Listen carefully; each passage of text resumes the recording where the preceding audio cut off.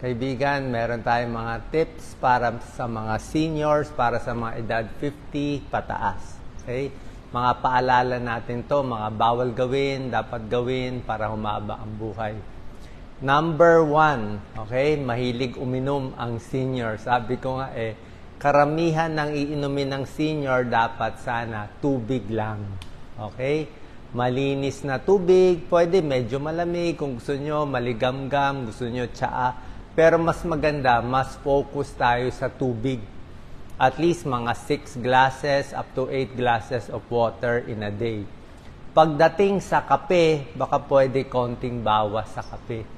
Kung gusto nyo, 1 tasang kape o hanggang 2 tasang kape, medyo black coffee lang.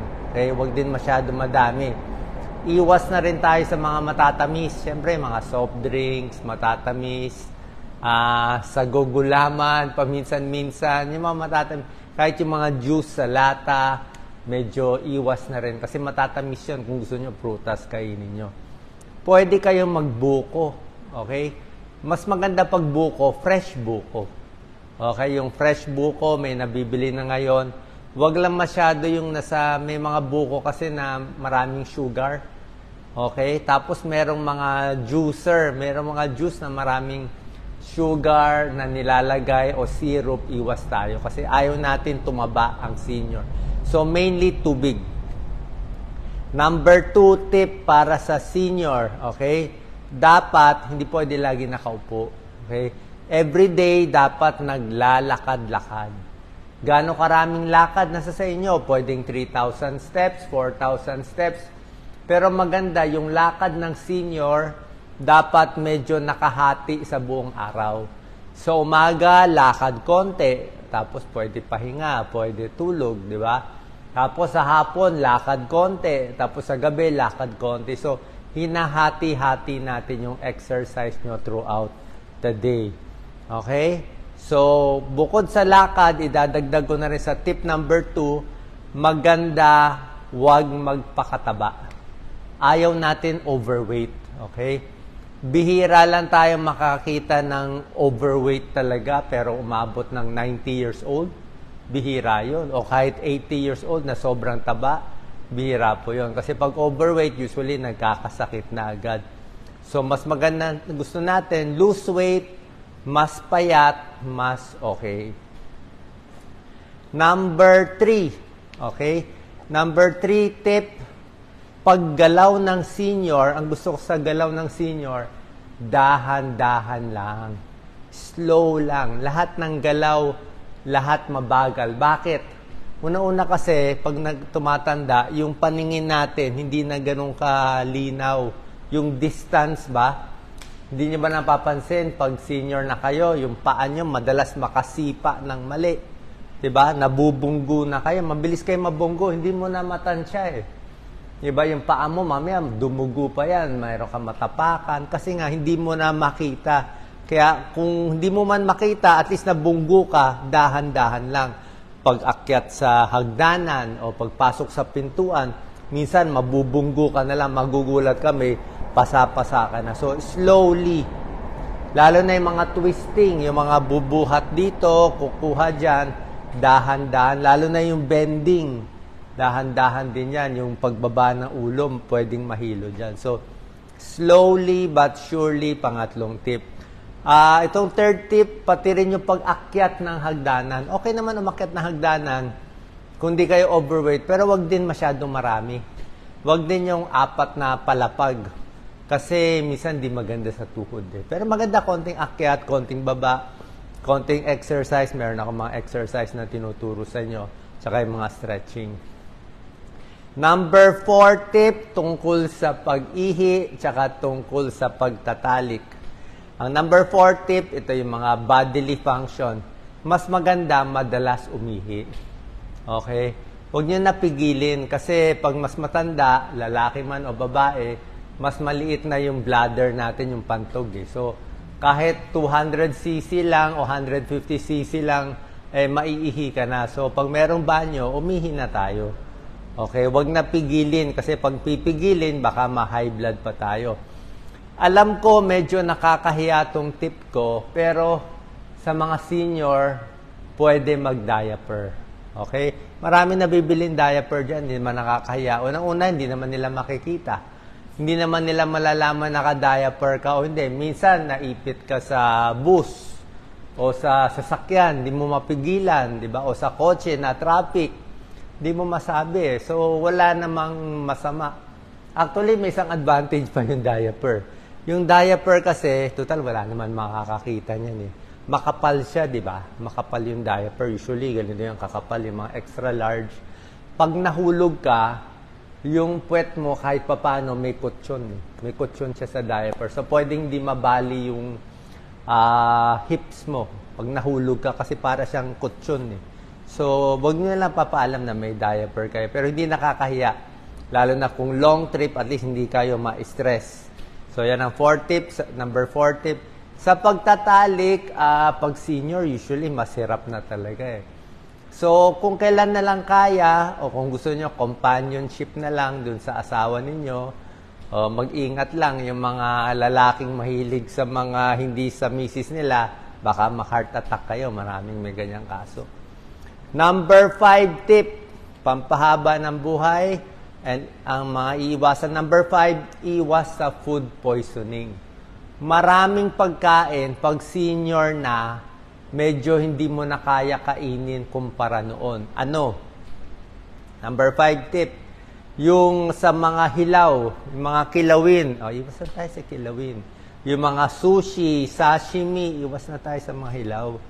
Yung mga karne, yung mga steak na may dugo, huwag na tayo mag-try nun. Kasi maraming mga may mga bulate, may mga bakterya, baka matsambahan pa tayo. Kahit sa itlog, di ba masarap yung itlog na malasado, soft-boiled egg. Pero pag tumatanda na, baka matsambahan tayo nung may food poisoning sa itlog, salmonella. So, mas luto na dapat ang pagkain ng senior, mas malambot, mas okay. Huwag na yung mga hilaw na matitigas, lalo na yung mga junk food na hindi naman okay. Ituloy ko na to number 5 sa pagkain. So, raw, undercooked eggs, meat, pork, processed meat. Diba? Masyado maalat yun eh. Diba? Mga potato chips, yung mga soft drinks, diba? Mga fast food. Fast food siguro, kukuha lang kayo konti. Highly salted, masyado maalat. Ang daming senior, halos lahat may high blood eh. Diba? Tapos masyadong oily. Tapos alak din. Senior na, hindi na pwede uminom ng alak. Diba? Kasi may edad na, wala na tayong balance eh, inom pa ng alak. Diba? So, iwas na lang. Wala namang masama. Alak, sigarilyo, iwas na rin. So, yan na number 5, iwas food poisoning. Tapos, pagkain sa restaurant, piliin nyo yung medyo safe. Diba? Kasi misa sa restaurant, lalo na pag walang kumakain, baka luma na yung pagkain, baka kahapon pa yung tinapay, diba? Hindi mo masabi. O dapat maraming tao at sure ka ligtas yung kinakainan mo. Kundi sa bahay na lang kumain. Number 6 tip para sa senior, pampahaba ng buhay. Ito maganda itong number 6. Huwag magre-retiro. Never retire, do not retire. Kahit tapos ka na sa trabaho mo, 60 years old, 65 ka na, umalis ka na sa trabaho mo, huwag ka magre-retire sa buhay. Ibig sabihin, pwede ka pa rin mag-aral, pwede ka pa rin mag-project, o kahit doon sa trabaho mo, minsan, baka pwedeng kahit allowance lang o kahit wala kang sweldo, maganda may ginagawa. Hindi pwede hindi gumagana yung utak natin. So, yung utak ng senior, oras na mawalan ng laman yung utak, nag-retire ka sa trabaho, wala kang kausap sa bahay, ang bilis makaulyanin yan. Niwala kayo. Napakabilis maulyanin yan. Ang paggamit ng utak at pagkausap sa tao, para siyang exercise. Para siyang hangin. Kailangan mo ang hangin para makahinga. Kailangan mo tubig para mabuhay. Kailangan mo rin may kausap na tao para mabuhay. Kailangan may iniisip kang maayos. Kasi oras na wala ka nilagay sa isip mo, ano na yan, maulyanin na yan.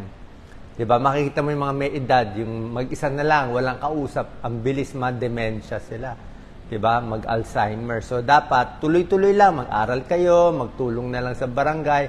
Basta may project pa rin ang senior. At sa senior, maganda may kinakausap lagi. Mas maganda yung kinakausap nyo yung mas bata sa inyo.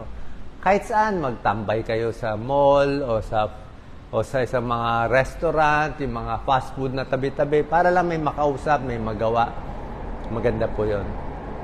Number 7, pagdating sa travel, ito, ingat tayo sa travel. Yung malalayong travel, lalo na sa ibang bansa, o kahit dito lang sa Pilipinas, yung medyo maraming aksidente sa travel. Okay?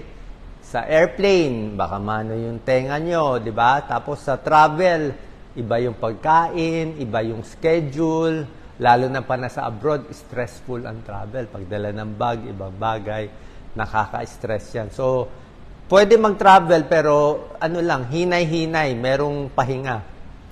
Number 8, pag senior, bawal na magpuyat. Diba, alam ko maiksi ang tulog ng senior eh. Pero kahit papano, kung puyat ka, 4 hours lang tulog mo, sa umaga, pa-easy-easy ka lang, pa-idlip-idlip ka. Kasi hindi rin pwede yung walang tulog. Number 9, yung init ng panahon, pag-iingatan. Okay? Maraming namamatay sa init ng panahon. Minsan may mga time, hindi lang sa init, o minsan parang minsan mahina ang katawan ng senior. For some reason, may araw na mahina siya, parang walang lakas, wala kang gana, masakit lahat ng katawan, inis ka. So, kung kailan feeling mo magkakasakit ka, mahina ka, relax lang. Okay? Easy-easy lang. Okay? Doon ka sa mag-malling ka na lang, di ba? Para malamig. Di ba? Doon ka sa pinakamalamig na lugar. Okay? So, pag may nararamdaman, wag na natin pilitin. Number 10. Okay? Siyempre, number 10, kailangan may maintenance medicine, di ba? Wala naman choice pag senior. Check ang high blood. Maraming may high blood. Maraming may diabetes. Pag senior, maraming mataas cholesterol. Di ba? Maraming may mga arthritis. Kaya kung meron kayong maintenance sa high blood, diabetes, tuloy lang natin. Okay? Hindi natin maiiwasan yan kung kinakailangan. Number 11, pagdating sa pagligo. Okay? Sasabihin nyo, ligo lang, Dok. Eh. Pag bata ka, baliwala maligo. Kahit maligo ka 3 beses. Pero pag senior ka, kayo po mag-comment. Di ba, pag senior, medyo hirap na maligo. Di ba? Ako, pag naliligo, dapat may sili akong plastic. Kasi mahirap, paano ka maglilinis ng paa mo? Tapos nakabalance ka, isang paa, baka matumba ka eh. Hindi ba, kayo sa banyo, hindi ba ilang beses muntik-muntikan na kayo madulas? Ang dami nangyayari niyan. Sobra daming senior bumabagsak sa banyo, nabali ang paa, nabali ang hips, tumama yung ulo sa bato, dumugo yung ulo. Very common yan kasi nga wala nang balance ang senior. Kaya dapat may silya, pagligo, dahan-dahan kasi mas hapo. Diba? Dati, magbabalde ka, baliwala eh. Ngayon, yung CR natin, ang init-init. Walang hangin, wala pang tubig, kulang sa tubig, tapos mag-iigib ka, magbubuhos ka, nakakapagod po yun. Pwede ma-heart attack, kaya easy-easy lang. Okay? Maligam-gam na tubig, tama-tama lang, pahinga. Dapat nga may hangin eh. Okay? Number 12, last tip para sa senior, ingat na sa mga matinding emosyon. Okay?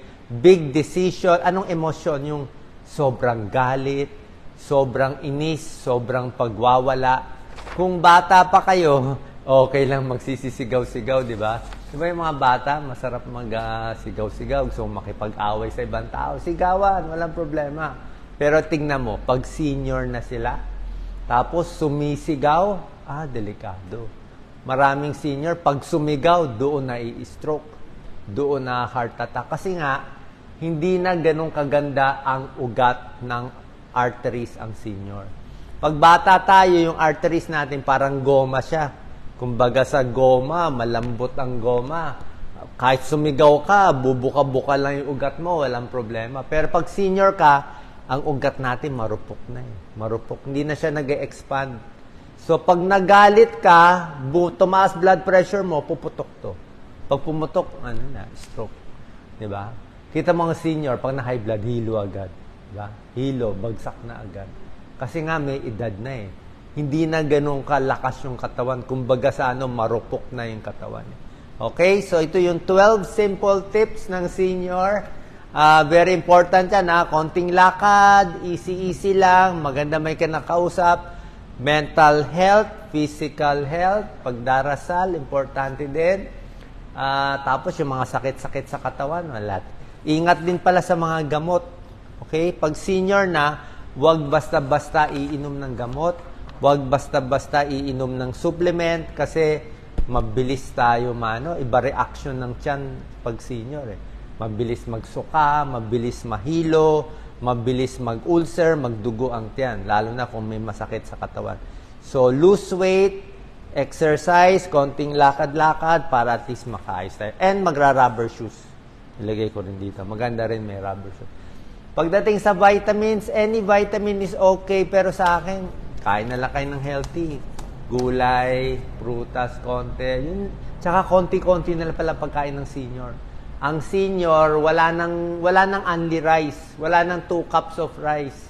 Wala na isang potato chips na inuubos. Ano na lang pag senior, konti-konti nila. Medyo lugaw-lugaw na lang ang dating. Kasi ngayon tiyan natin humihina rin. So, konti-konti, mas madalas, tulungan natin digestion natin, lakad-lakad. Okay lang po yan. Hahaba ang buhay natin. God bless po. Share po natin sa ating parents at sa mga seniors.